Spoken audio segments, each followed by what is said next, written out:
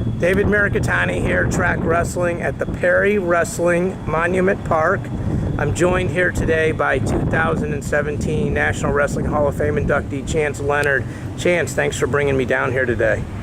Great to have you as a guest. Yeah, this is amazing. We're going to talk a lot about this as we walk and talk. Tell me a little bit about how this whole park came to be. Well, I tell you, one of the most important things is that this has a tremendous history. This wrestling program, this city, has long been a leader in the state of Oklahoma and around the country for its contributions to the sport of wrestling. The Perry Wrestling program is 95 years old, and you know, we wanted to find a way to continue to be a leader in the sport of wrestling, not just on the mat, but also off the mat. And we wanted to make sure that we memorialized everything that this program had achieved and the people that were involved in it, because that's really what it boils down to. It's just people that have given, that have sacrificed over the years, whether they were, you know, a state champion or not. And we wanted to make sure that we inspired, you know, other programs around the country to do something similar, to memorialize their programs and the many people that have given to the sport as well. So you were on my podcast a couple weeks ago, and the state titles here, as people could see, goes all the way back to 1952. And the most recent state title was just this past February or March of 2017. And Correct. 58 years, is that correct? 56 years 56. for the streak. Wow. And Which is never going more than 2 years without winning a team state title. that's amazing. And the two probably most famous alumni are Jack Van Bubber and Danny Hodge. Yes. So, you know, we're looking at his monument here, and we're going to look at his statue in a minute. Tell me maybe a story about Jack that a lot of people don't know. Well, I think most people know that Jack was a 1932 Olympic gold medalist in Los Angeles. But most people don't know that he was involved in a wagon accident on his family farm growing up, and was basically told that if he even lived, he will never ever be able to do any sort of strenuous activity whatsoever. Wow. Okay. And he didn't start wrestling until he was actually in 10th grade Oh, in wow. high school. And his career after that is amazingly impressive in the sense that here's a guy that never should have lived through an accident, that never should have been able to wrestle, that goes on to win a state championship for Perry, and then goes on to Oklahoma State, which is A&M back at the time. That's right. He was an undefeated 3-time national champion and goes on to win the Olympic gold medal.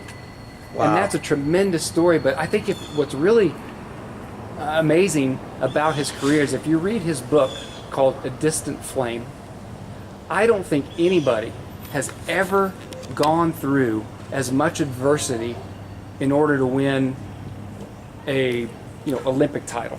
That's crazy. Just the way that they had to actually get to tournaments, Yeah. and the way that he hitchhiked across the country in order to get there, and the training facilities that they had at the time. So rudimentary, it's an I'm sure. amazing story.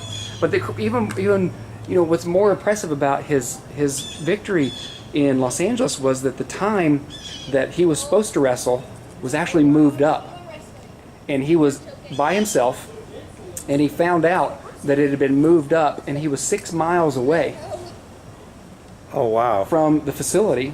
He ended up catching a ride for half of it, hitchhiking literally to his match, and he had to run the final 3 miles in order to get there just in time To wrestle? in order to wrestle. Wow, that's And he went crazy. out and won. That's insane. So the other legend that's here is Danny Hodge. I'm sure everybody knows this, but the Hodge Trophy is named after him, the Heisman Trophy of wrestling. And, he's obviously, really well known. People can read this, but he's the guy that can still crush an apple in his hand, right? At 85 years old, he can still do it. What kind of guy is Danny Hodge? I mean, you obviously have a relationship with him. What kind of guy is he? Well, I'll tell you, Danny Hodge is the most humble and sincere person that I think I know. there is never a time that he's not accommodating. There's never a time that he is not, engaging and just, participating with family and friends. And what I really admire about his career is that he lived in a way that family was first, and then friends, and then career. And it's amazing that given his success, that never changed. He still lives here in Perry, Oklahoma, and he has been here, since before his career started. So, two-time Olympian. But another thing, he had a very, very arduous upbringing. And speaking about things that people that don't know about him, that will know about him when our movie comes out, is that his tumultuous upbringing is pretty well documented. But he had a house that burned down that his family lived in that really made him homeless for a period of time. Wow. And in order to escape, a abusive childhood growing up, he actually dug with his hands into a creek bed and stayed in that creek bed for almost a year. Oh my goodness. And so he had a very challenging time growing up, and he was able to persevere through that and go on to have arguably the greatest career in collegiate wrestling that we've ever seen. Yeah, that's amazing, the amount of hardships that people have that he overcame, and kind of makes just going to practice and training not that tough, huh? Yeah. So as we've been talking, I've been shooting here so people can see all the different signs, all the different state champions, individual and team, and just it's kind of overwhelmingly impressive as you look at this. So you helped put this all together. Was this sort of the vision you had for this when now that it's come to fruition? Absolutely. I think it certainly has exceeded all of the expectations. We have a very, very committed group of people, a community and a town that wants to support this tradition, that believes in continuing this tradition. And there's a lot of programs that have had great success before in the past, and then have fallen off the map completely. Right. You take a town of 5,000 people, and we know that small town America is struggling with right. people moving into larger cities, and you have a town like this that comes out and steps up and contributes to make this part possible. Not only for us, but we want every kid who grows up in this town who is obviously connected with wrestling in some way, right? It's a family affair. For sure. They've got an aunt and an uncle or somebody that was, part of the program in some way, shape, or form, whether that, was a queen, or whether, a state champion, or, a past coach. Right. And we want everyone that's participating in this program, even now, to want to get their name in this park, to have it etched in stone.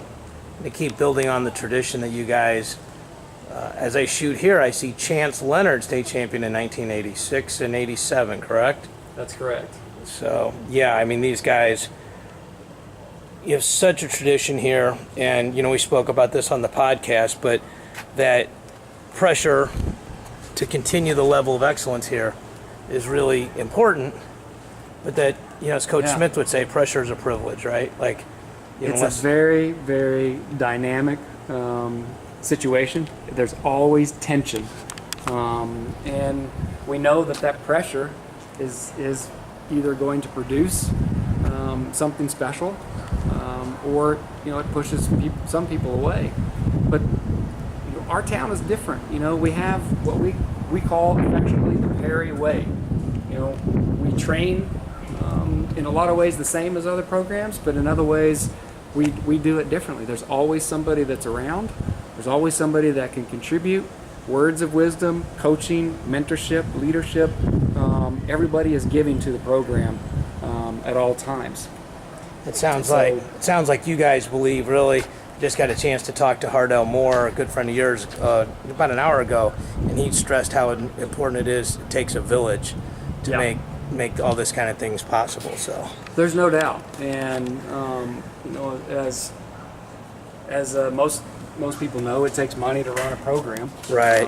and we continue to achieve at all times. The main thing about it too is you got to think about this: every town, every program in the state of Oklahoma wants to beat Perry.